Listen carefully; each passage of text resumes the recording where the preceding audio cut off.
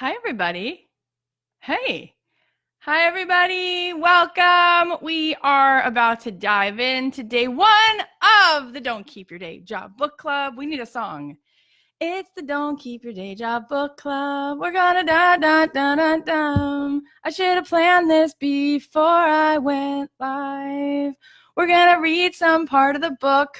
We're gonna have some conversations. It's the Don't Keep Your Day Job Book Club. Hey, everybody on Instagram. What's up, Facebook? Give me some love in the chat. Let me know you're here for it. Who's here for it? Let's do it. All right. Everyone's probably like, Kathy, you're a psychopath. You know that the world is falling apart. Why are you so freaking happy?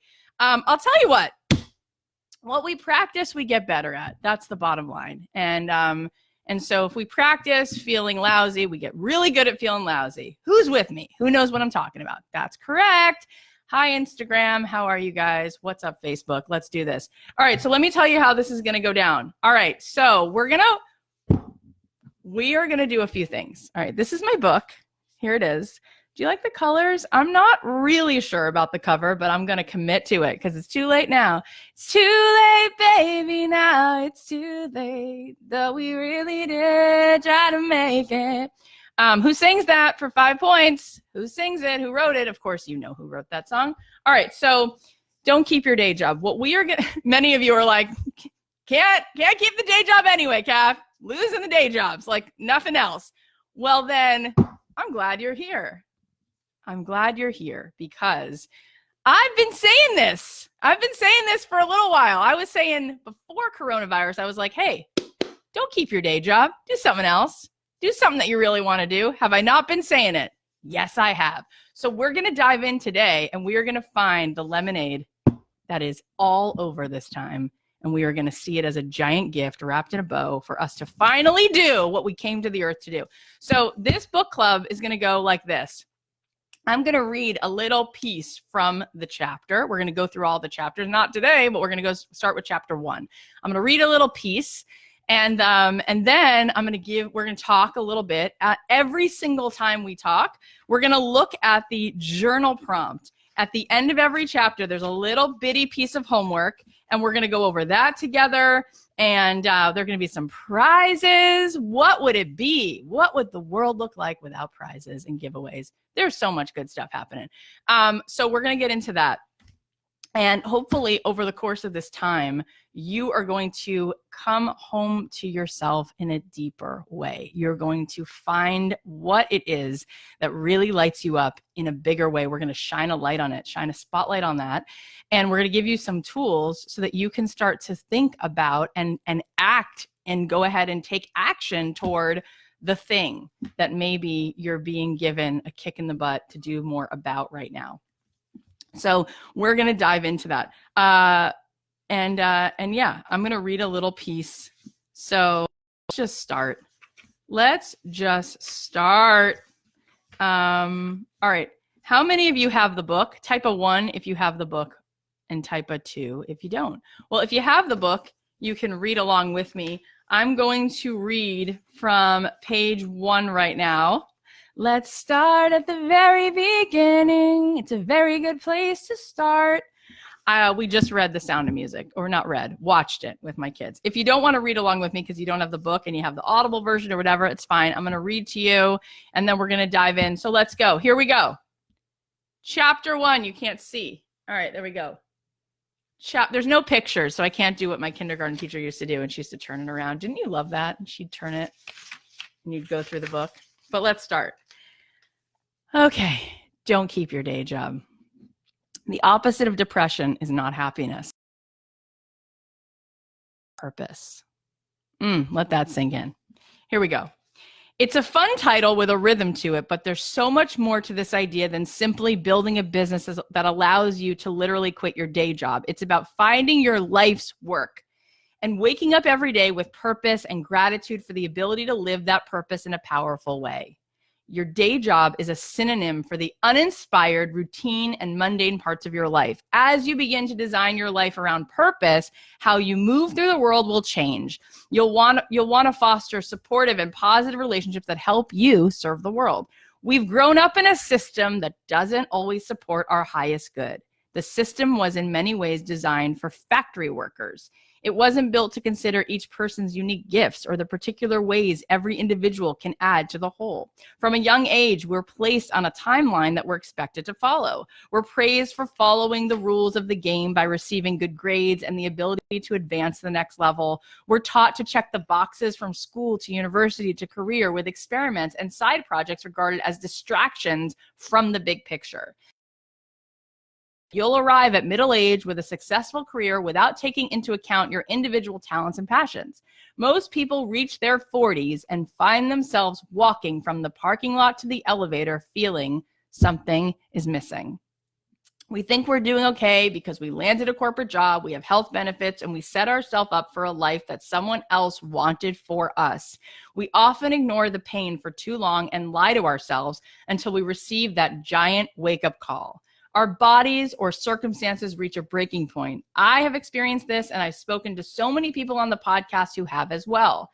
We might get sick, like Sarah Knight, who was having panic attacks while working at a New York publishing company.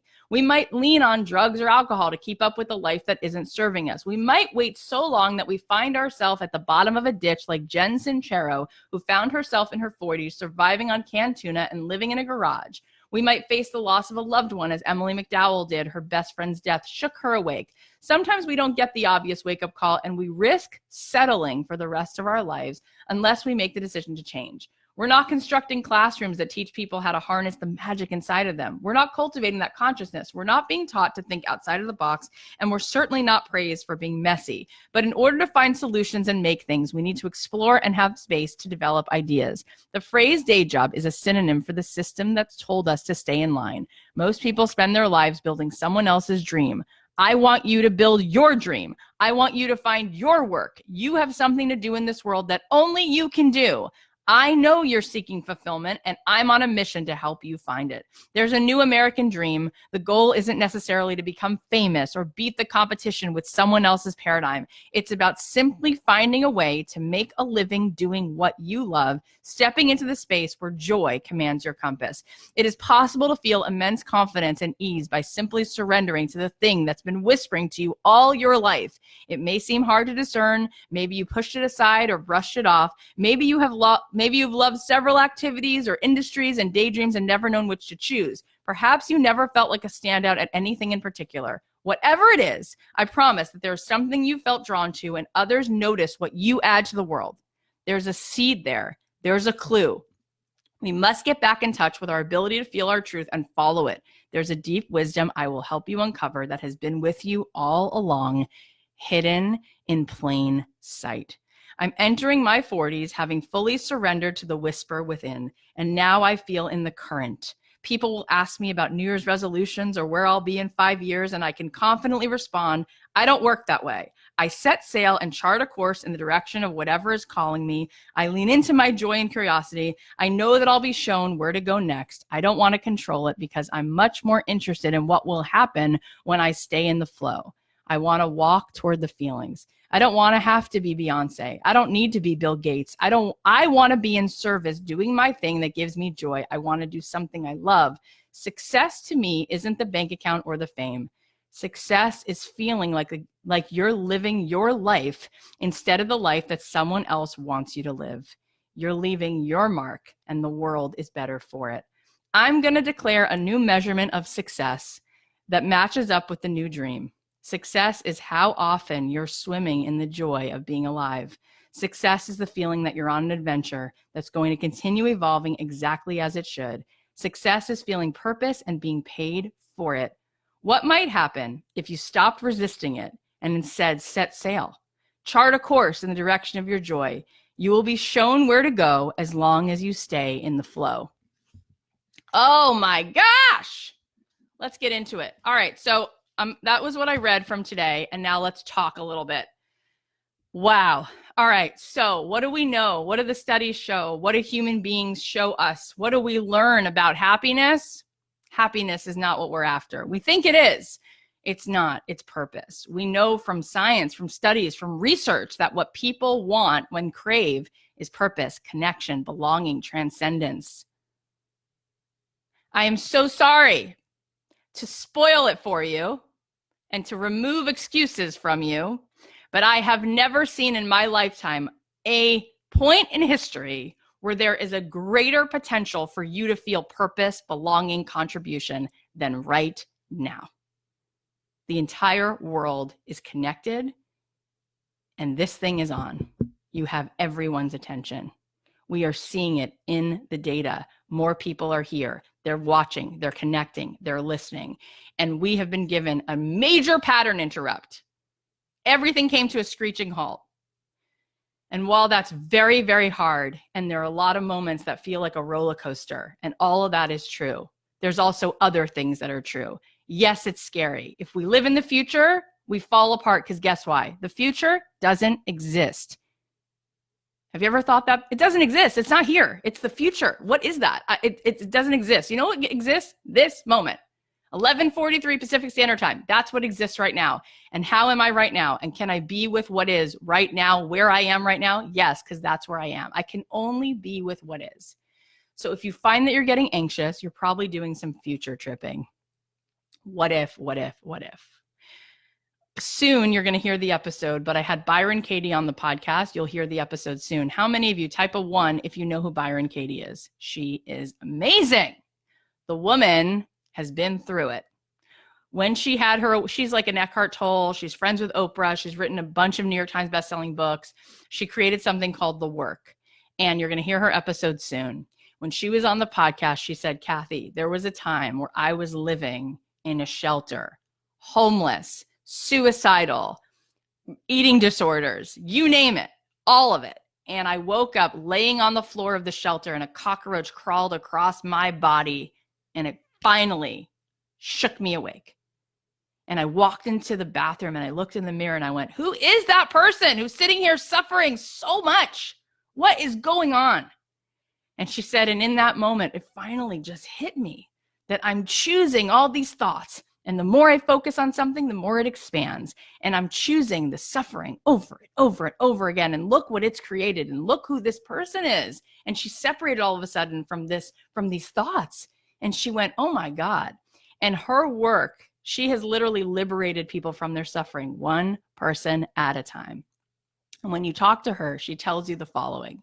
When you think something, say to yourself, is it true? Second thought, how do I know for a fact that it's true? Do I know for a fact that that's true? Third thing, how do I feel when I think that thought? Fourth thing, who would I be without that thought? Let's turn it around. And what she's saying is, we create our suffering. We create the suffering. Pain is inevitable. Suffering is optional. You know what entrepreneurs do? When every person is saying all the reasons something won't work, the entrepreneur finds the one reason why it will, and they go for it. They double down on it. Do you know what the world needs right now? We need the problem solvers. We need leaders. We need people who are going to rise up, and instead of focusing on the negative, which will just expand and expand and expand, they're going to focus on what they do have control over. You guys, in the Great Depression, people weren't able to live stream. Okay. And people weren't able to come on and use the world the way that we can talk to each other and show up for each other right now.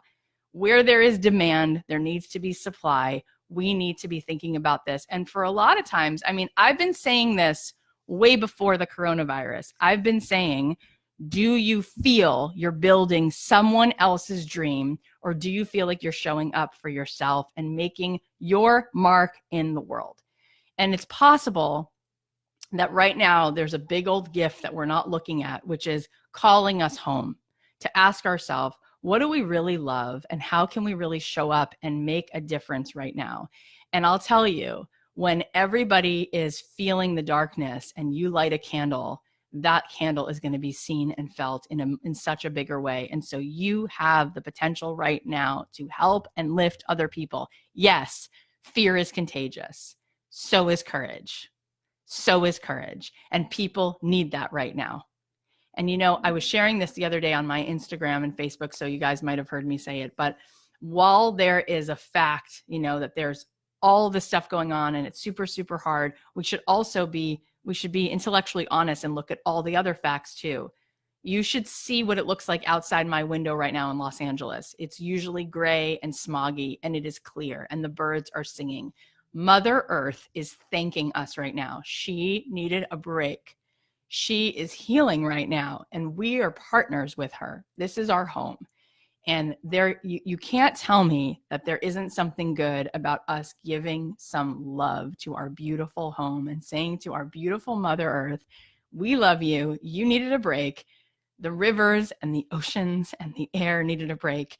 And for us to look at that is really important, because that is also what's happening right now. And who are we to say? I'm not a scientist. I don't know all the details of global warming, but I know that people are saying that every day right now where the carbon footprint is at a screeching halt, it is equal to years of better health and better wellness for our land. That is a good thing. I'm so sorry to say, but it is a good thing. I'm also going to tell you that we are always our greatest resource. It's not what you think your resources are. It's your resourcefulness. And every single person that I just mentioned in the first chapter, who I talked about I said Sarah Knight, I talked about Emily McDowell, I talked about Jen Sincero, who was living in a garage eating cans of tuna fish. She wrote the book, You Are a Badass. Every single person who's been on my show, Howard Schultz, Barbara Corcoran, we're talking, those are two billionaires who started with zero. I was just watching the documentary on Warren Buffett. Does anyone know when Warren Buffett was born? Does anyone know? Anyone know the year? We are talking about people who created something from nothing. Okay, we're talking about resilience. And what did Angela Duckworth teach us when she was on my podcast? She said the number one ingredient we need to find success is perseverance. And yes, Laura, you guys are right. Franny's correct. 1931, Warren Buffett was born. Did he have to future trip at that point? In 1931, did he have to ask the question, what might happen if the economy bottoms out? No, it already happened. He was living in it. But while everybody else was focusing on it, he was saying, I could run a paper route. I could sell Coca-Cola bottles. Each bottle adds up. 1 penny becomes 5 pennies, becomes 10 pennies. And if you look at the stock market right now and you look at the companies, you're going to see Apple, and right below Apple, you're going to see this man, right? This man who lives in Omaha, Nebraska, who was born in 1931. What happened? Did it get better? What happened? What were the 40s like? Just think about it, you guys. Oh my gosh. We have so much. My question to all of you right now is, how can we make today epic with what we have, and not go into the future, but with what we have right now? How are we going to make today epic? That's our job. All right. So we were just talking about all the things that society sets us up for. This first chapter is talking about how when we're little kids, we are sold one paradigm. And the paradigm is that we should work for someone else because it's secure. When Neil Pasricha was on the show, he said that salaries are actually addictive. They've done the research. People get addicted to that because they want some kind of security. But I can tell you, as somebody who's been an entrepreneur for a very long time, that I have so much more job security because I work for myself, right? And so it doesn't matter. Like I'm in control, right? I'm in control of that. And so my business, not only am I in more control, but it's scalable. It's scalable.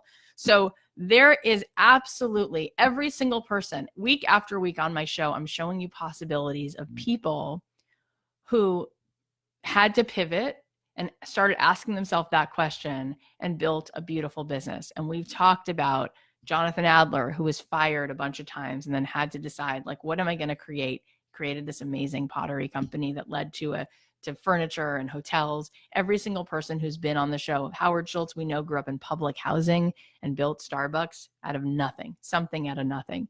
So what leaders do, what entrepreneurs do, is we get really resourceful and we say, where is there a need and what can I build? And let me tell you, as long as there are human beings in the world who need things, we can create businesses. Business, right? A business means I'm serving someone, I'm giving someone something they need or something they want. And what is an ikigai? An ikigai is a Japanese word which means it is the combination of three things: what you love to do, what you're good at doing, and what the world needs or wants. When you put those three things together, you find tremendous purpose. I said in this chapter that every single person has something inside of them that has been hidden in plain sight, that if you asked 5 of your friends or people who've known you, what are the things that you think of me to, like, what are the things that you come to me for? If you had to think about what my strengths are, what would it be? And you'll start to see there's a through line. Your friends will say, oh, you're the person I asked for advice. Oh, you're the person that if I need to build something, I'll call you. You're the person who, if I need a good suggestion for where to buy something or where to go on a vacation, I ask you. You have gifts that are hidden in plain sight. And I want to ask you, when you think about like all the things you've been doing when you've been forced to be home, maybe it's not like a distraction. Maybe there's some seeds in that too. If you feel called to go online and lift people up and do videos, maybe there's some wisdom in that. If you've been baking more, maybe there's some wisdom in that. If you've wanted to connect people to other people, if you felt like starting a class, if you felt like making this creative thing that you've been putting off for a while, maybe there's some wisdom in that. What I'm saying to you right now is that I know for a fact that everything that you could possibly think of, whether it's dance, painting, screenwriting, guitar, teaching people how to bake bread, I can't think of anything that I wouldn't be able to tell you how to monetize right now, especially right now using and pivoting it to the online space. What we're seeing is that people are shopping online. So if you have a product because you make these necklaces or you make these head wraps or whatever, or t-shirts, there's a need for that. And there's more attention right now than ever. So we can talk about how would you get that attention? How would you pull people off the freeway of social media to stop and be interested in what you're building? And we're going to talk about how to do that. How do you build that kind of business right now? If you have something that you teach, now is the time. We are seeing in the data that more than ever, people are enrolling in online programs because they're home and they need something positive and productive to do. And they have the time now to learn Japanese. They have the time now to work on that fun project. They want to learn guitar. This is what I'm seeing nonstop. And then what about just bringing people together? What about becoming a podcaster? What about sharing your love of anything that you happen to love, whether it's mindfulness or baseball or scrapbooking? Like, the whole world is sitting right now on the other side of Facebook, Zoom, Instagram, Skype. And we can ask ourselves, what can I offer? What can I make that would make me happy, that I love, if I love it, there are other people who love it. When people ask me, who's my audience? How do I find my audience? I'm like, your audience is you. Okay? Your audience is you. Your audience is the person who's a lot like you, whose pain points are a lot like yours, who has a lot of those same interests. They exist, right? So if you love it, there are people who love that too. So I want to start with a question. All right. I hope that you guys have maybe a pen and paper, but I want to share something with you. All right. So at the end of the chapter, there's a journal prompt, and I want to read it to you. I know you're going to have so many ideas as we read on. Getting those out of your head and onto the page is one of the most powerful steps that you can take. Let's begin. If you could wave a magic wand and wake up tomorrow getting paid to do what you love, what would you be doing? Would you have your own bakery? Would you be in a Broadway show? Would you be shooting a movie you made? Spend 15 minutes allowing yourself to dream and notice how that feels. Also notice what self-doubt might arise. Don't judge it, just notice. We'll talk about that later. It's normal, and just being aware of it will help. Remember, thoughts aren't facts. So now, some of those things you're going to say, oh, but Kathy, I can't be in a Broadway show during the coronavirus. I can't open a bakery during the coronavirus. Yeah. Okay. 2 things. 1, this isn't going to last forever. Number 1. Number 2, what aspect of that could you do? If you wanted to open a bakery, I wouldn't tell you to open a bakery tomorrow anyway. I wouldn't tell you to go open a brick and mortar. I would say, start building an audience, start building. What is sales? Sales is intimacy at scale.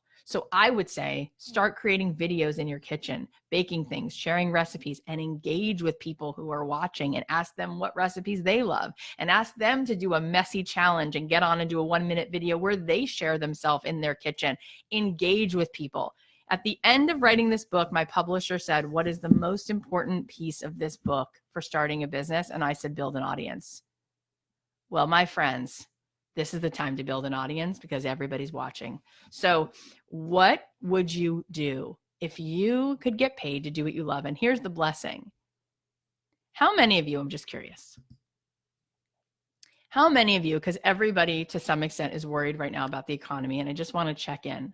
How many of you right now have been at a day job that you love, that lights you up, that makes you feel so good, that you feel is your calling?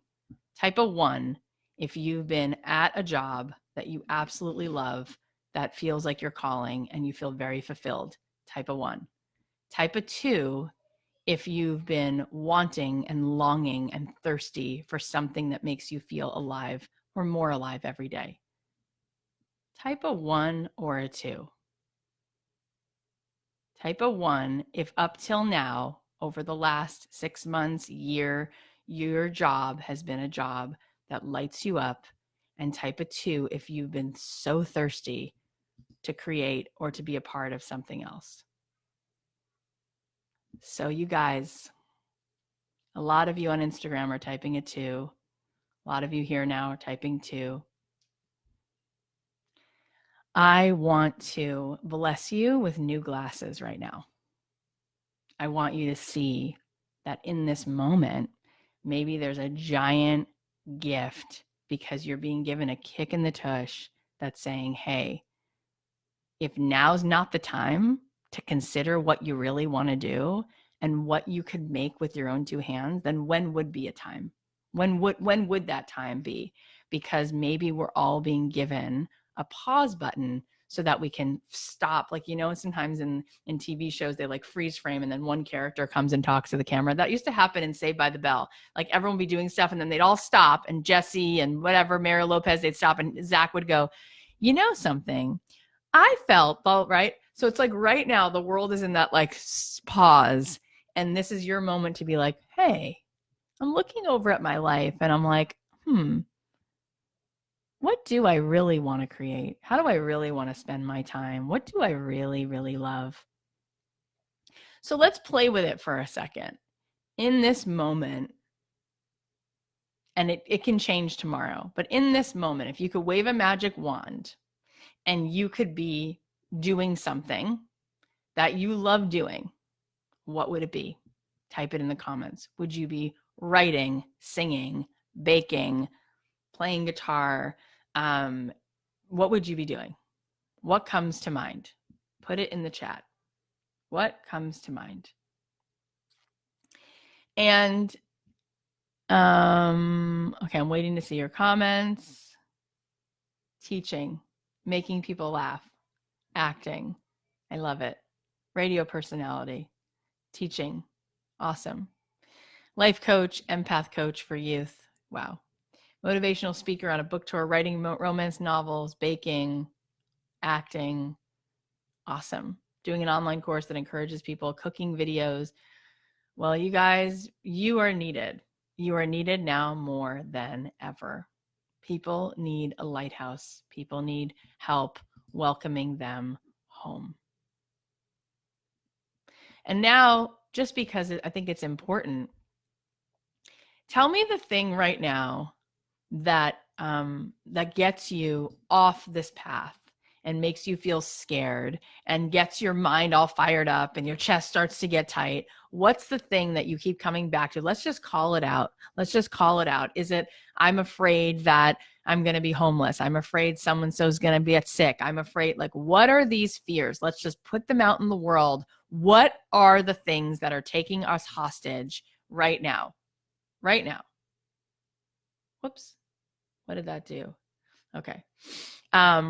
Because I'm not good enough, right? There's no room for me.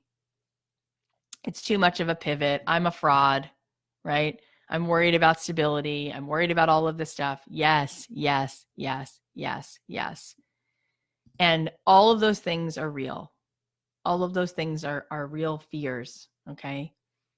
But what do they say about fears? Fears is just false evidence appearing real. You guys, I don't focus on, I don't talk about this enough anymore, but I want to tell you something, which is that I realized the other day that the first year that I made multi six figures when my career first started, it was 2008. Does anyone know the last time we had a recession? 2008.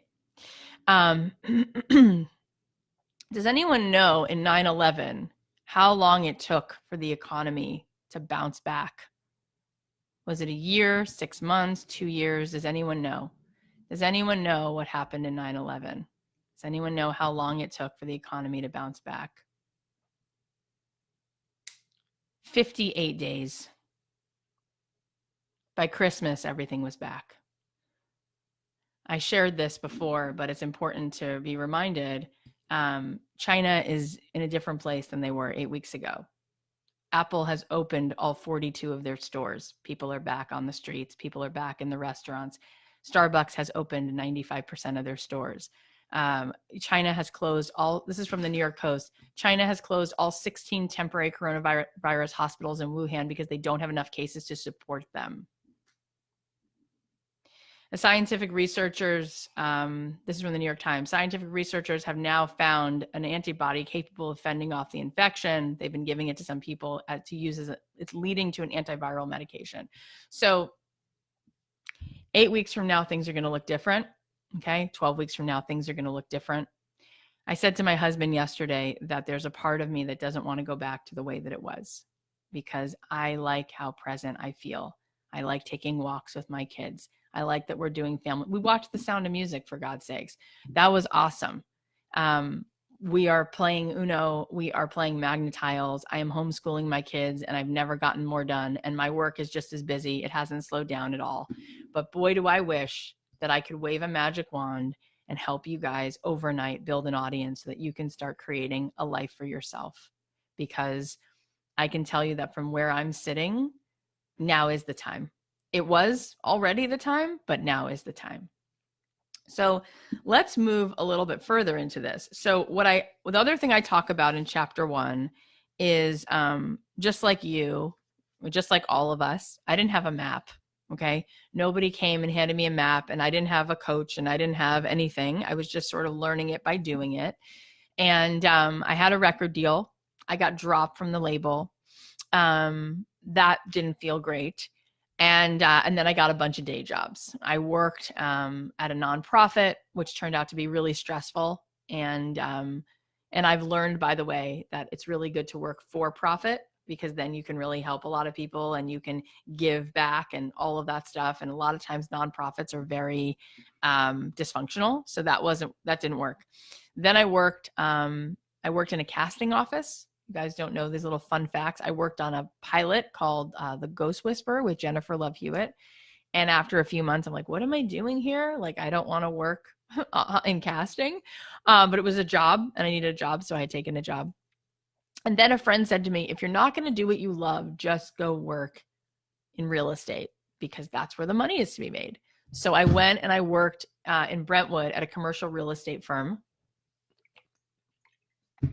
And I worked for a guy who bought big retail shopping centers and I talked to investors. Can you see me doing that? All righty. So I did that and it was kind of like golden handcuffs. I did that for a year and a half and I made decent money.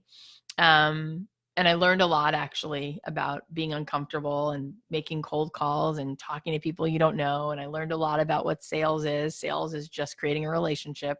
It's not closing a sale. It's opening a door to a relationship. And that was actually helpful in hindsight.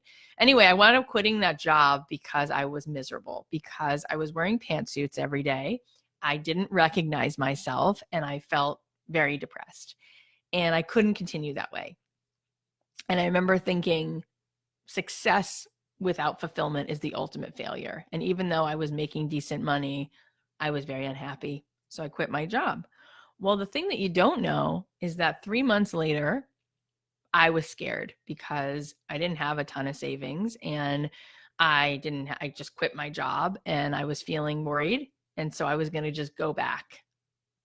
And I put on a pantsuit, and I blew out my hair, and I went back to see my boss, and I asked for my job back. And he said no. He said that they had already hired somebody, and he wished me luck. And I walked out of the office, and I sat outside, and I cried. And I said, what the hell did I do? I don't have any fallback plan. My parents cannot help me. Nobody can help me. I'm completely on my own. What the heck did I do? How did I quit that job? And you know what happens when you have nowhere to go? You have to make it work. And it was the greatest blessing because I was forced to get creative and get uncomfortable and get resourceful. And I started to get on the computer, and I started to search, how can I make money with my music? How can I make money with my music? And I was determined because I had to eat. So that was actually a gift because it forced me to do the things that I was putting off. And I started to look online, and I started to see that people were licensing their music to ads and TV shows. And I started to scribble down, what could I possibly do? I started to scribble down, who needs music? What kind of music do they need? I started to cold call people. It was scary. It was uncomfortable. And it was so important and so necessary. And I wouldn't have done it if I would have had my cozy comfort zone job. And I was forced because I had no job. And I had about, I don't know, maybe 6-7 more weeks of savings. So I had to get creative. And I started to push myself, and I was like, I'm going to do this. And would you believe I wound up writing a song for a company called Kodak, and they sent me a check for $25,000. And that was the moment I was like, okay, all right, well, I got to do this again and again and again and again and again. And I dedicated myself. Every day. I would take out a legal pad. And I remember Tony Robbins used to say, ask the right question. That's the liberation. That's your key. That's your way out. So I would write down the right question, which was, how do I get my songs licensed? And then I would say, well, who needs the songs? Well, what songs do they need? Well, who will I email? Who should I call? Who should I work on a song with? And I would go, well, if I want to license a song, I need to have a song to send. If I want to have a song to send, I need to know what song to write. If I want to know what song to write, I have to go ask the person working at NBC what songs they need. If I then want to have the song written, I need to make sure I have somebody to write the song with. Right. And so I would keep asking questions until I got to what's the very next first little step I can take today. And then it was usually ask this person what they need. When it comes to business, people say to me all the time, Kath, I'd love to build an audience around baking or mindfulness or screenwriting or any of the I don't know what class to create. I don't know what product to make. I'd love to make jewelry. I don't know where to start. Ask your audience. What do you guys want? What do you guys need?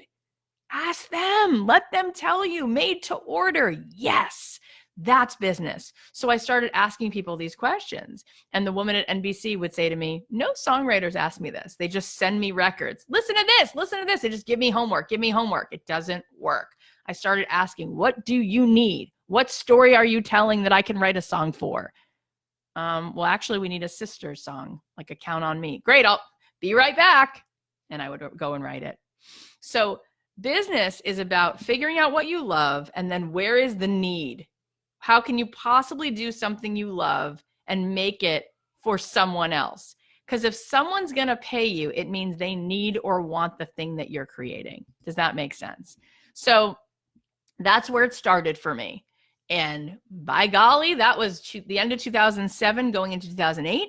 And it took off, and everybody else was scrambling. And I was like, I'm just starting to make a lot of money. This feels awesome. 2008, 2009, boom, boom, boom. It just grew. And then I started looking for what was the next yes.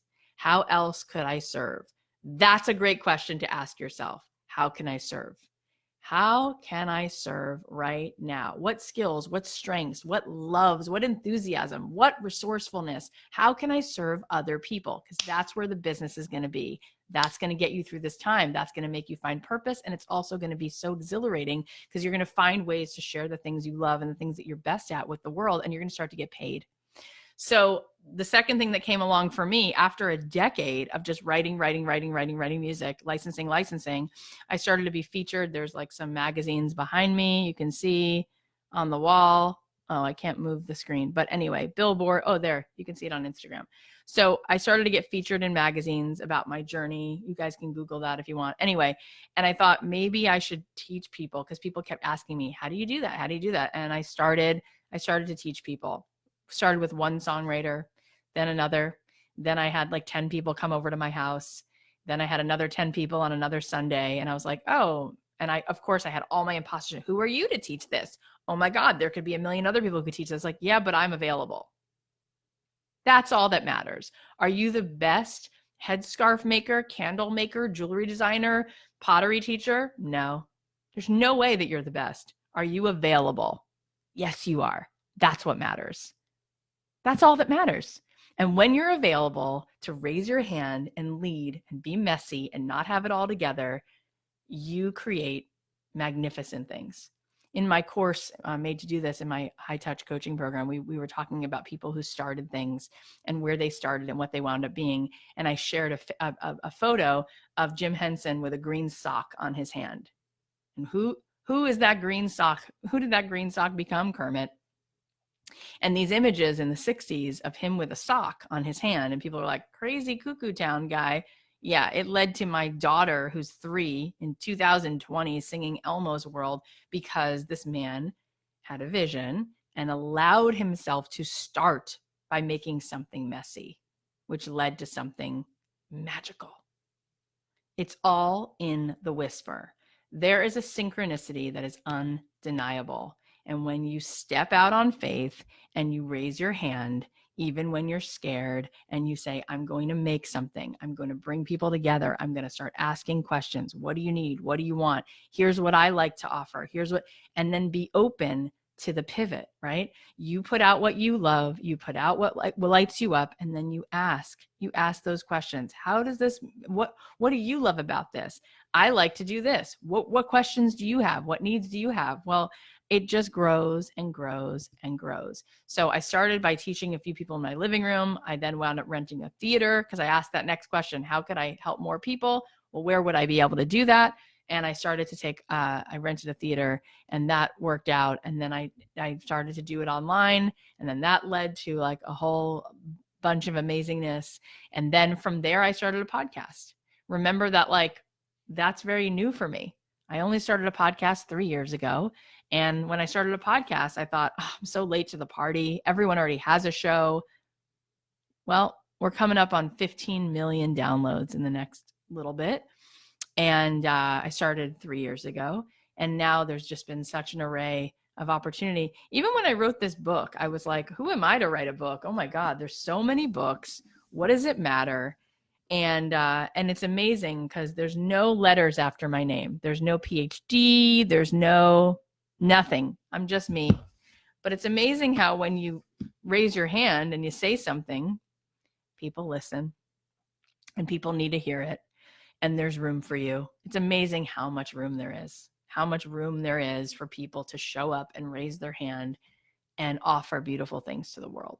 So this whole first chapter is about my story, and it's my own personal hero's journey of how I thought I wanted a record deal, and I thought I wanted to be seen. When I was a little kid, all I wanted was for someone to notice me and see me. My parents were busy fighting and getting divorced and going through their own depression, and I was like, oh, but I'm here. And I thought if I could pick up my microphone and sing to my dolls, it would like take me away and transport me somewhere else.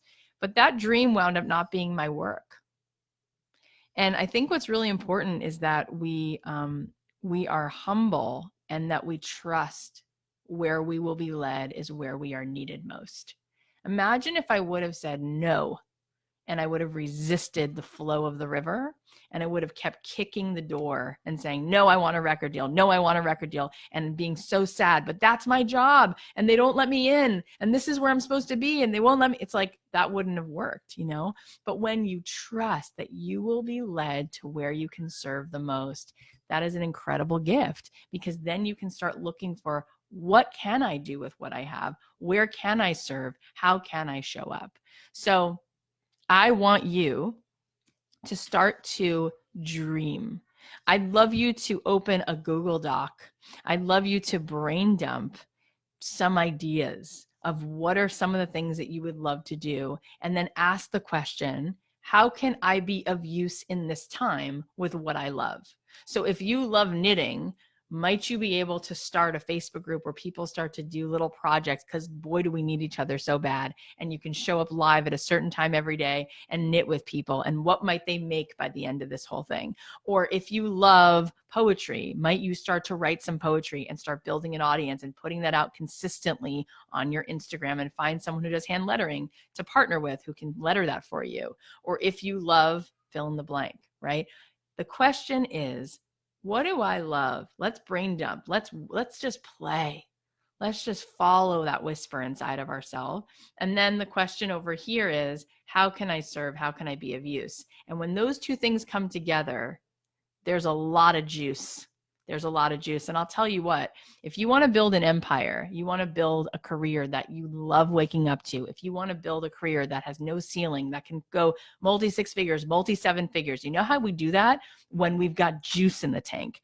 And when you're working on building something you love, that lights you up, that you feel makes an impact in other people, boy, are you going to rally all of your greatest resources, your enthusiasm, your compassion, your resourcefulness, your problem-solving abilities. They're going to come to the table. And that's when you're going to be able to make something that's gigantic, because that's when everything's firing on all cylinders. So the question is, what do you love? And what do you love that could be of use to someone else? And if you keep looking at that question, I have no doubt you're going to come up with stuff.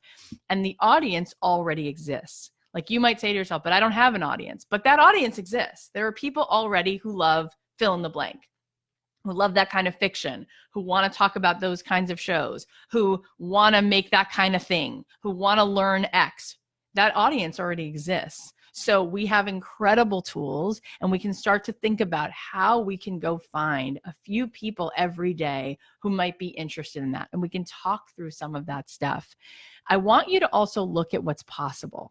I would love for you to do me a favor and see if you can find 1 or 2 people who already exist in the world, whose accounts you can find on Instagram, who are doing the thing you want to do, and start looking at them and going, what do they do? And oh my gosh. So what do they talk about? What do they post? How do they make a living? Let me start to reverse engineer what that thing is, because we will reach for the highest branches we can see. And so I want you to keep seeing it. For me, what actually moved me into action with my songwriting was looking at other indie songwriters who were writing songs for Grey's Anatomy. And I was like, oh, they're doing it. So what are they doing? Oh, so-and-so's doing it. So it is doable. It's possible. Like right now, I have absolute certainty that people are living and thriving right now because they figured out how to create a business. And you could fill in the blank. Hand lettering. I know people who make multi-million dollars doing that. I know people who are making fragrances and jewelry. I know people who are teaching. And then it's about really breaking down, how do we sell the thing? How do we make the offer? And it's all going to really go back to creating trust and intimacy with people, because when we go to click buy, what we're really buying is the feeling, is the connection. We're not really just buying it because it's a price and it's a thing. We're buying the story behind it, the world around it, the connection, and people are bringing us in. That's what marketing is. We're going to keep talking about that. But for right now, I want you to play. When Julia Cameron was on my show, we talked about the artist way. And she said, Kathy, there's no distinction for me between creativity and spirituality. And she said, because every time I have stepped into something that feels like it's calling to me to create, to make, like there's a little curiosity, just a little clue, and I just want to go down that road. She said, boom, I'll take a step, and then I'll be met with like another clue. And the synchronicity is undeniable. So she said, that is the flow. When people say step into the flow, if you trust that little whisper that has been nudging you all along, and you're like, oh, but I don't know what to do with that. If you just trust it, it's like a scavenger hunt. You'll take a step, and then you'll be led to another clue, which will tell you the next step. Okay. So what I want to do is I want to answer some questions. And so hang on, let me just look at this on Instagram. All right, no. Now the thing is that Instagram does this thing where after I've been on for an hour, it's going to cut me off. So we've got about 8 more minutes there. So if it cuts me off and I keep going, then I will still be on Facebook. Does anybody in the Facebook group have a question right now about how to do what you love, a question about how to figure out what your thing is, a question about how to build this thing? Anybody have a question that I can be of support around on Facebook, on Instagram? Do you have a question? If you do, let me know. If you do, let me know.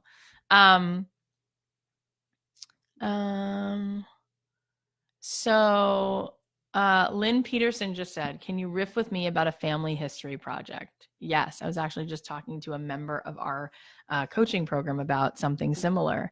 And yeah, I mean, I was sharing with her that what we need now more than ever is stories of resilience and meaning and purpose. And you guys, we stand on the shoulders of giants. Our grandparents and our great-grandparents, they went through so much. This coronavirus, they would be like, oh, I'm no stranger to wars. I'm no stranger to famines. I'm no stranger to having to build things from scratch. And they did it. It's amazing. It's amazing. So these stories and family history projects, gosh, now would be such a great time to bring people together and try to get little pieces of whatever you could, and maybe even create that for people in the world who could go through that journey with you, who might be sitting now in front of a computer and might want to be hearing these stories or retelling these stories or sharing these stories. I mean, that is such an incredible thing to create a project like that and to add in where they lived, maybe do a little research on where they were geographically at the time and what the history was like at the time, and maybe just piece together whatever you could about where you're from and what you know and what it was like at the time. And you can create some kind of narrative for your children and their kids, and people can learn where they come from. People would probably pay to be given the accountability and the structure to create their own family history journey. Just saying. Oh, yes, I think it's a great idea. Let me just bounce over here and look at a couple questions. Hang on. I love rapping and comedy. What should I do? Inspire others? Yes. Find people who do that and look at what they're doing. Look at InQ. Do you know InQ? He's a poet. He loves hip hop. He's a songwriter. Look at what he's doing in the world.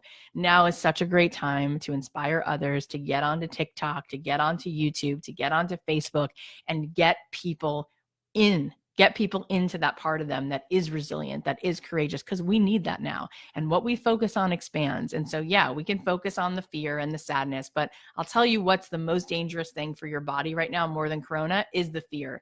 Because we know from science, hard science, that your nervous system is plugged into your immune system. And the more you worry, the sicker you are likely to get. And that's a problem. So we really need to choose more than ever to anchor into the parts of ourselves that have been through so much, that have survived so much, and that can find the meaning right now and lift other people up. And you will be rewarded for that, because the sun will come out, and while everybody else was looking at their shoes, you will have been building community and rallying people for the good, and you will be left standing with an audience of human beings who are ready to follow you through to cross that mountain. Let's go. This is the time. This is not the time to sit there and to feel sad, because nothing good is going to come out of focusing on that. We have no control over it. We have control over how we show up right now. Give compassion to the world, give compassion to ourselves, look for the blessing in this. Okay. So yeah, maybe even people will have to pivot and find ways to serve the world differently. Maybe they won't have their day job. They'll have to be creative and resourceful and to create community and teach people how to bake or sew or get up and perform or create storytelling evenings or whatever it's going to be. Now is the time. And can we do that? Yeah, we could create storytelling evenings right now. We can live stream concerts right now, and people need it more than ever. There is no reason.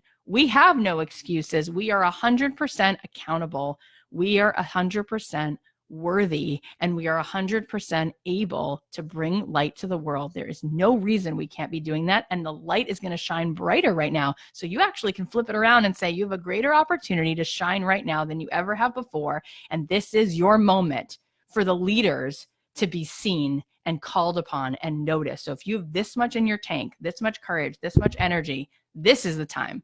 This is the time that everybody else is going to see you, and you're going to shine your bat signal into the night sky, and people are going to come and crowd around you because they need it. It's a lifeline.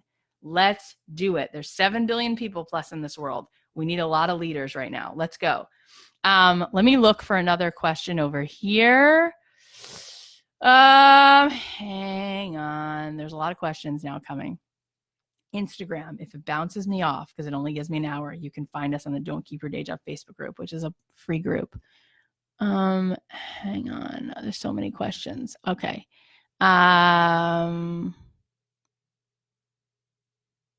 So Vanessa said, I'm confused about how to choose between the skills that I'm really good at versus what I love to do, or how to combine the two. I'm good at content marketing, but I love outdoors, adventures, board games, humor. Okay. There's a lot of things there. Couple things, you guys. I want you to write down like 5 dream scenarios. Your whole life is about outdoor adventure, number 1. Number 2 dream scenarios, your whole life is about board games some way, right? You could figure that out. Maybe you're making board games, or you're creating board games with people, or you're playing them or reviewing them. I mean, whatever it is. Your whole life is about content marketing, number 1. Your whole life is outdoor adventure, number 2. Make a list, right? Close your eyes and picture yourself filling your life, filling your days with each of those things one at a time. Take a breath and feel into your body. Which one makes you feel the most expansive and there's like a little tingle? That's the one. Circle that. Just trust it. Trust it. Body doesn't lie. Body doesn't lie. Sometimes we write things down because other people have continued to tell us, do this, you're good at this, you're good at this, but it's not the thing. There's no juice in it. No juice. It's got to have the juice. Check in. That's number 1. Number 2 is you got to get some data. What does a business need? It needs proof of concept. You got to validate that, baby. You got to validate that. So what you would need to do is pick one. You got to choose. And right, just for now, okay? Just for now, you pick one. By the way, you will be led to where you're supposed to be, but you choose one and you put it out in the world and you start to see, is there feedback here? Are people jamming on this? Is this working? Are people excited about talking right now about content marketing or board games? Oh my God, maybe this is the moment for whatever you're choosing. And then after you get some of that going, you look at the data and you say, there is mercy in the world. So where am I being led? Is this a big old yes? Or is this mostly a no? Because I don't want to be up against resistance. I want to be in the flow. So I'm going to trust that flow. So maybe then you pivot a little bit, or maybe you get a big yes and you go to the next thing and you start to build an audience around whatever this thing is. And then you ask them, really? What would you love about this thing right now? What would you love? Would you love this or this? I could create this and this right now. Which one is more interesting? And you start to give away whatever the thing is for free at first. You create that community, you give that content, you share that knowledge, you share those videos, you whatever you're doing, and then slowly, Instagram is telling me I have 2 minutes remaining. So you guys, I'm going to stay on Facebook for a little while. You can find me at the Don't Keep Your Day Job Facebook group. And if you don't you worry, because I will be back on Instagram again. We will keep doing this book club. Are you guys a fan of this? Yes. So I will be back tomorrow with more of this book club. We will go to chapter 2. If you are signed up for the book club, by the way, I'm going to say this real fast because you are 1 minute and 33 seconds remaining on Instagram. If you're signed up, you're going to be sent the homework and you're going to be sent a replay of this. So you'll also get whatever remains of Facebook. Yay. If you're not signed up, make sure you sign up. It's free. You can go to the link in my Instagram bio, or you can go to kathyheller.com/book club. Either way, sign up, because then you'll get the homework and then you'll get the replays. And here's why. We're going to have you complete that homework and upload your homework assignment. When you do that, we're going to be picking a few of you every day that do that homework. And we're going to be doing really fun giveaways, really fun gifts you're going to get, really fun little prizes. So you may as well do it also because it's a fun thing to do. And we've all got the time. Yes, we do. So sign up for don'tkeepyourday.com/book club. Go to the link in my Instagram bio so you can sign up and get the replay and get alerted about all the fun things that are coming. I'm going to keep going here on Facebook for a little bit. Instagram is signing me out. I love you guys. I hope that this breathed a little bit of life into you. There's so much blessing right here. Our question is, how can we use this as a gift? Maybe everything isn't happening to us, but for us. And what is the gift here right now? And how can I learn compassion and presence and some mindfulness and some fun curiosity about what might be here for me that really was waiting for me all along, waiting for me to stop long enough so I could see it. All right, I'm going to end this thing. I'm going to stay on Facebook for a little bit. I love you guys. Okay, so I'm ending my Instagram. Peace out, Instagram. All right, so they got peaced out, and I'm going to share that story. Boom, that's done. All right, glad they're gone. I'm just kidding. Okay, shared a story. All right, that's doing its thing. Guys, let's come back to you on Facebook. Yes. So let's look at some more questions. All right, hang on. Oh, okay. All right, let's look at this. So Angel said, also, I just want to say thank you, Kathy. I've followed you for the last year or so and have come such a long way just by listening to you and all your wonderful guests. Yay. My dream of hosting a wellness retreat came to fruition. I announced in October and it fully booked in days. The retreat is next month, hopefully, but it was such affirmation from the universe. I thought I would need 6 months to get people to come and instead have had this time to focus on creating the experience instead of worrying. I would have never known unless I actually just put it out there. God, that's gorgeous. Amazing. Now listen to me. If for some reason that retreat doesn't happen, okay, and I hope that it does, let's hope that it does. But whether that retreat happens, doesn't happen, can you still give people wellness? That's the question. And then the new question is, how can you give that to them in an epic way? And it could turn out that people who weren't able to travel to the retreat are going to be excited because they're going to be like, oh my God, I wasn't able to travel because I have 3 kids or I couldn't get the time off work. But if you did it online, boom, I can come and I can come and I can come. Maybe we'll have 15 more people who are able to show up. And maybe this is going to be better than it ever was. So I'm just saying there's always a way, especially now. So, okay. So Sophia said, mindfulness, how can I stand out? Let me tell you how you can stand out regardless of what industry you're in. You want to know how you can become a category of one? Connection, engagement, empathy. A lot of people might be doing mindfulness, right, Sophia? That's what you're asking about. But how many people are showing up consistently and doing it in a way where they are really engaging with people? So I'm a big fan of live launches. I'm a big fan of like a 5-day challenge. Remember the one that we did in here? I'm a big fan of that. It is so good for you. Remember that marketing is clear communication. That's it. Marketing means I am effectively communicating what I do for the people that I do it for.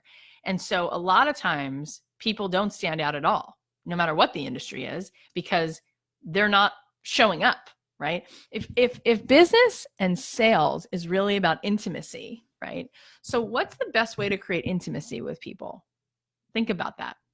So one thing right now that I think everyone's going to need to learn is getting on video. And why don't we get on video? Imposter syndrome. What are they going to think? I look stupid. My hair's not done. I don't have the right backdrop. Blah, blah, blah, blah, blah. Does anyone care? No. Intimacy is actually what makes things work. Intimacy is what closes the deal. So the more you don't have it curated, the better you are. No joke. Instagram is already finding, and you've heard this for a while, that the images that are doing better are the ones that aren't curated, but like the images that people just take. No one cares. No one cares. What people want to see is realness. So if intimacy is really where we're at, then what we want to do is we want to create that intimacy. And so for anybody, for any brand, for any genre, for any business, I would say you got to get to marketing. And marketing means consistently showing up, raising your hand, and offering what you have. And that's how we stand out. I know very few people in any industry who do that. The people I know who are doing that, they're building a huge audience. They're showing up consistently.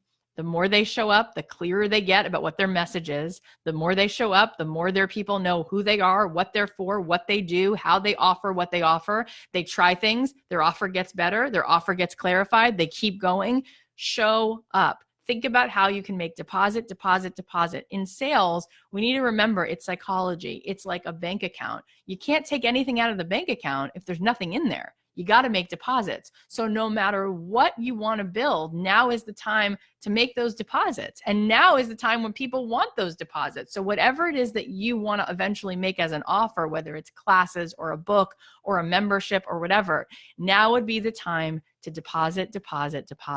Bring people through something that's free. Care about them. Lean in. Ask them what they need. Do that. Now's the time. Like, how to deal with anxiety during this coronavirus, how to deal with kids at home, whatever tools you can give them, show up, lay the groundwork. Because once you have an engaged audience that knows you and trusts you and loves you, a piece of that audience will convert. A piece of that audience will buy your thing and sign up for your stuff. That's how it goes. So our job is to create an audience, whether you're selling t-shirts or candles or board games or classes, you got to create an audience. How do you do that? That's really saying make relationships with people one at a time. How do you do that? You show up for people. You offer the neighbor next door, you're going out, let me watch your kids. Here's a cherry pie. You don't say, hey, you just moved in, can you take me to the airport? There's no emotional bank account. You got to make some deposits. And when you do that, you will stand out. Does that make sense? I hope so. You guys are so sweet. Okay. Hai Ling said, my strength is not create things, rather services like mentoring teens, young adults, or organizing events or managing skills. How can I start any business with that? How can I use my gifts? Okay. Well, all of those things you can do. Because even events, do you know where events are going to happen right now? They're still happening. You know where they're happening? Online. Summits, online, all day, every day. Do people want events? People are dying to get connected with people online right now. Dying.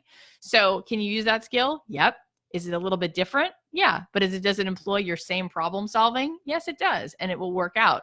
And it might be actually a little bit easier. And you can focus on stuff that would be a little bit different. Instead of focusing on the flowers you're going to order, maybe you're focusing on, who's sponsoring or who you're putting together or what graphics you're creating, but it's really the same. It's all problem solving, project managing, mentoring teens and young adults. Can you do that right now? Yeah. Are people in need of that at that age group? Of course they are. So how do you start a business? It's like any business. You start with whatever the heck you have to offer, and you go and you give it and you show up and you start to make deposits for those people. So I would say, which one do you feel the most excited about? Tell me in the chat and we'll talk through specifically what you would start to offer.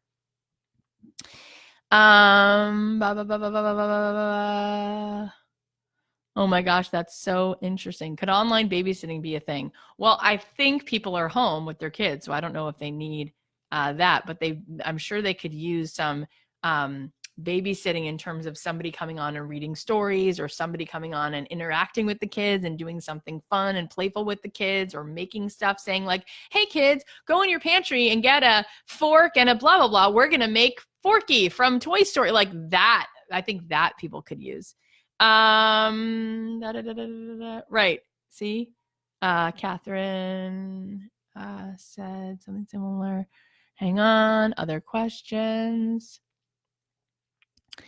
Yep.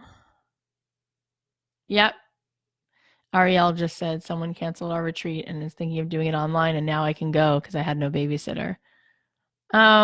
Celeste said, with the current state of events, I've been worrying how this will impact my business, which is enormously. As an entertainer, caricature artist, I've been scrambling to figure out how to scale up with my commission work. Okay. Listen. So tell me a little bit more about what you do and let's talk about it.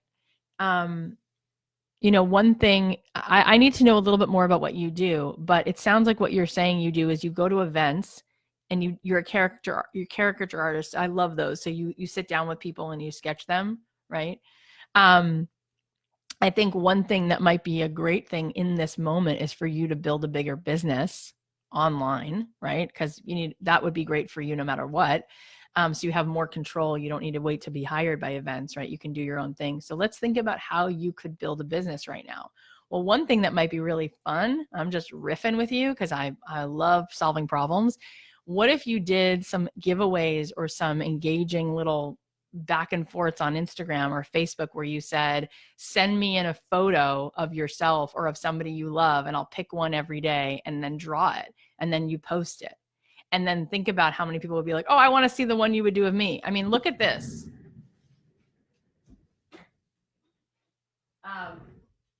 Look at this. So Katie McD, she wrote her name on the back. She's one of our listeners. She made this for me. Do you think I freaked out when I saw it? I'm obsessed with this. I thought it was the cutest thing I'd ever seen. People send me stuff all the time, which is really nice. They'll send me a necklace or a t-shirt, and it's like, that's so sweet, and a handwritten note to say thank you for the podcast or whatever. I have so many of them. Here's 2 of them sitting on my desk, 2 cards. People will send me Starbucks gift cards. It's really sweet. This is one of the coolest things anyone's ever sent me. You know why? Everybody wants to see themselves. Everyone wants to feel seen. I'm like, somebody did me. She made me holding a podcast mic. I'm obsessed. Isn't she cute? So I loved it. And I was like, oh my God, I would want that for everyone I know. And everyone wants to see themselves with like what their thing is that they would be holding. So how can you engage with people? They're still here. They're watching just from a screen, but you can still look at photos and you can still paint people, or people, boy, do they have time to sit for things right now. You could sketch them. But how could you just make this fun and interesting? And since people want to know more about themselves, is like, could you ask people to send in a photo of themselves and then like a couple objects or items that kind of sum up who they are? And maybe they make this as a gift for people they love, and then you ship it off to those folks and everybody gets one of these. But you know, you don't have to do it like this. I guess, I don't know how she how she did this on paint, but it's, yeah, she painted it. So cute. I love it. You know what I'm saying? It's the cutest thing ever. It gives me so many ideas. So many ideas. Oh my gosh. Where else are we going to go with this? Celeste said, I can totally do that. I'm actually talking with a friend who has a Glowforge to create puzzles out of my artwork. Can you imagine the gifts for kids right now? Puzzles, because we are all home doing puzzles more than we normally do. But you send for their birthday, it's like a personalized one, and they open it up and it's them in a puzzle. Amazing. And see, then all the marketing around that would be interweaving ideas around who we are and what we really are about, and how that's really what we're searching for. We're really searching for ourselves. And you have that, plus you have the artwork. So then it's like they get to buy that and like put themselves together. You know what I mean? Like you could combine all of that. And then that's not just like, I'm looking for a puzzle. It's like, why would I not buy that one? I can like sit here in this time and like, or I can send this to a kid and like they get to see themselves with the holding an object or an item that's like, that makes them, you know, feel on top of the world, like a baseball or whatever. I mean, there's so many ways to go with that, but parents would love to send those things to their kids, and people would love to make those things of their spouse or a couple in the puzzle. I mean, that's an incredible idea. I love it.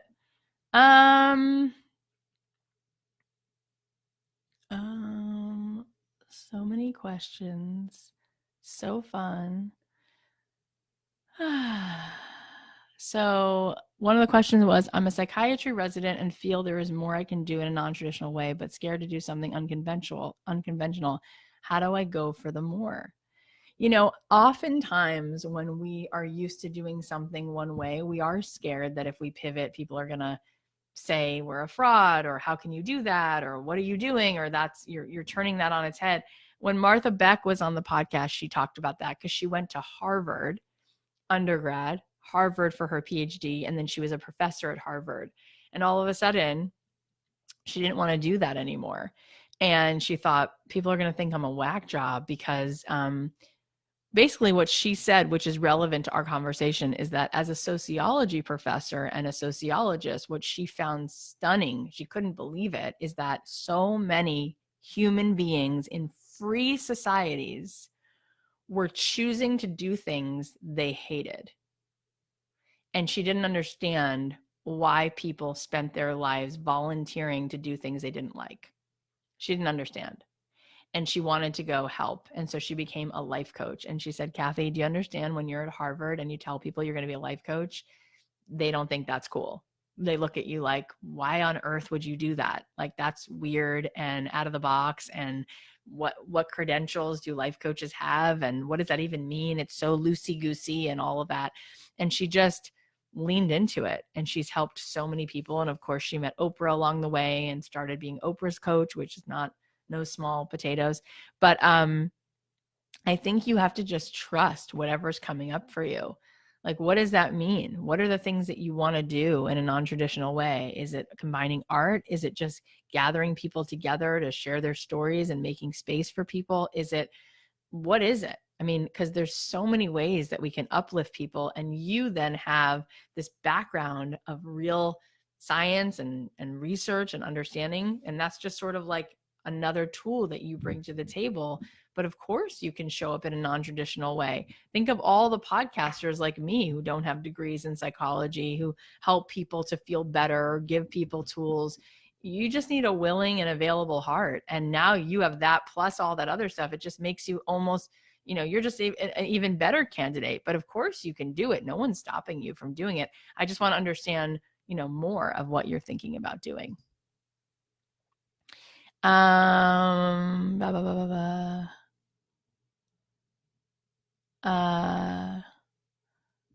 So let's see.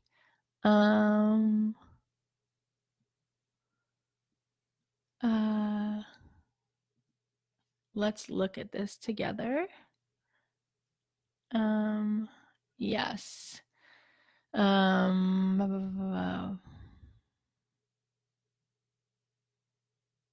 So Jenny said, I did your online quiz and I'm a curator. I would also love to be able to help people figure out how to creatively renovate their houses. How can this be a business? I mean, that is a business. There's already people who are doing that. And one thing that I saw that's interesting is that more than ever in this time, people are working on their houses. Have you seen that? People are organizing their houses.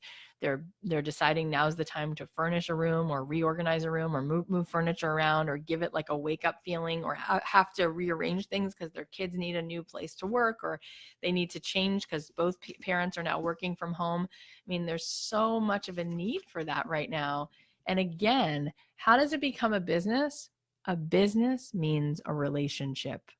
A business means a relationship. So it starts with you connecting with a few people every day and talking about what you do and giving people ideas for free and starting that back and forth and asking them questions. What are their struggles? What do they need? And then giving them ideas and then realizing that you really specialize in bathrooms or you really specialize in color or and then go back to the drawing board and give more of that and see what they need and give it away. And now you have a relationship with a few people. And then they say to you, oh, so I need help with blah, blah, blah. And you say, great, now here's my offer.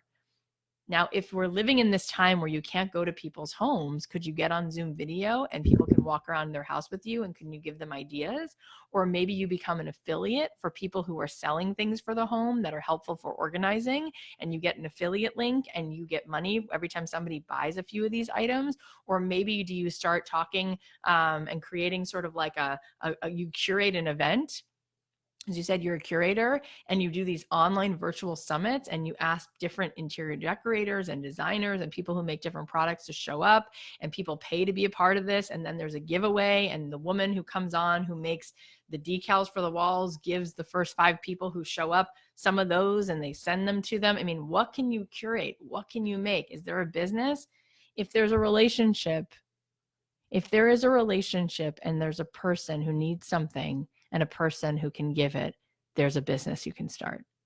It goes back to, can I start this and can I give this to 3 people, 5 people? And can I start to ask them what they need? And can I start to play with this? It's all about giving ourselves permission to do it messy and begin. Okay, so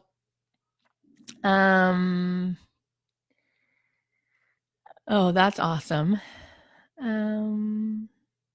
Yeah, that's true. I'm just reading your comments. So good. Okay. So just reading. There's so much here. You guys are awesome. And yeah. So the question is, can you talk about naming and branding? Yeah, I'm going to talk about this and then we're going to hop off because it's almost been an hour and a half and I want to give you guys the homework and tell you what to expect next. So when you're thinking about branding, when you're thinking about naming, you are your superpower, right? So you want to think about, if you were creating like a time capsule, if you were creating like something that just kind of like showed the biggest pieces of who you are, what would you put in there? What would you put in there? Like, what would describe you? Would it be polka dots? Would it be Twizzlers? Would it be the beach? Would it be coffee? Would it be songwriting? Like, what are the things? And really start to look at that. Really start to look at that, because there are a few things in there that will help you build the story that you're telling. They become like, we need to feel things in business, and in the world of commerce. We don't buy things, we buy feelings. So the branding is the humanity, it's the story you're creating that people start to go, oh, I connect to that, right?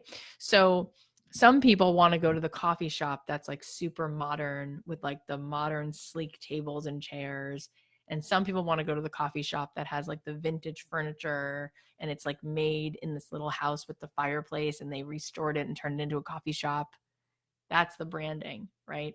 So what is it that's sort of like the pieces of who you are, and how can you show up and start to put those pieces together? Because that starts to send a signal to those different kinds of people.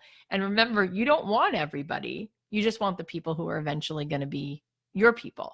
So it's really cool to start to think about, what would the things be that would tell my story? And from there, you probably can find a name. And from there, you can probably start to find, oh, these are my colors, these are my words, these are my things. Maybe fun idea for you is to make like a Pinterest board of, just have fun and just make a board of like all the things that light you up, and see by the end, like put like 80 things in there and then look at the end and go, were there any things that are repeating? Like, oh, there's a lot of spicy tuna rolls. Oh, there's a lot of houses from Nantucket. Oh, and then you look back and you go, I think there are a few things here, and this color keeps coming up, this teal color. I keep choosing things with that color. I keep choosing things that have, this kind of hand lettering in it. And you look back and you're like, oh, that might be the beginning of the story I'm telling. And of, because your branding is really putting yourself out there in a way that people can feel it. And people kind of forget, but there's a lot of nuance and cool stuff to each one of us. And that's our branding. So, oh my gosh, this was so much fun. Okay, so here's what we're going to do. So in this Don't Keep Your Day Job feed, we are going to put a little homework assignment for day one, and it's going to follow along with the book. And then we're going to ask you guys to submit your homework, and we're going to tell you exactly how to do that. It's super easy. You're going to be able to just pin it. You're going to be able to just respond with it. And we're going to pick a few of you that do. So you have, let's give you like 48 hours to do it. And then we will come back and choose winners of the homework. Hang on.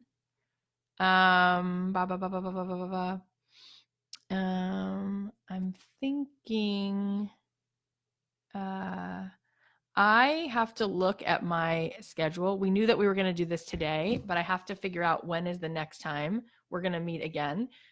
We're for sure going to meet once a week, but we might be able to meet more often than that. So I'm just going to look at my schedule, but I'm going to post the homework, and you guys will have 48 hours to do the homework, and then we'll pick a few winners, and then we will give away some stuff. How does that sound? I loved getting to spend this time with you. Was this helpful? Do you feel like this was good? Do you feel like this was giving you some life? I hope it was. I want you guys to keep reading along with us. If you don't have the book, you can order it or you can get it on Audible. I think it'll give you some ideas and some light in this time. You guys are awesome.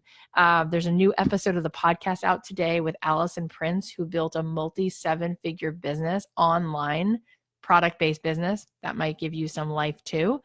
I will just continue to show up for you and hold up a flashlight to all that is here, even the hard stuff. How do we lean into it? How do we use that to elevate? What is the gift in this? You are the gift in this. The world needs you more than ever. And you don't know what you do for me. It is so mutual. Thank you for all your hearts and all your love. I love you guys so much. This was so much fun. Stay tuned. If you're signed up, you will get more of the, either look here for the announcements or go to don'tkeepyourdaydream.com/book club, and we will send you the replay and all of that stuff. You guys are amazing. We're in this together. There's no right way to do it. No one's got it better than you. We're just doing it as we can. But I think that there's so much here. There's so much in here. And I hope that what this does is just pulls out of you all the magic that's been there all along. Maybe waiting for you to slow down long enough so that you can capture it. Maybe it's a gift. Lots of love, you guys. I'll talk to you very, very soon.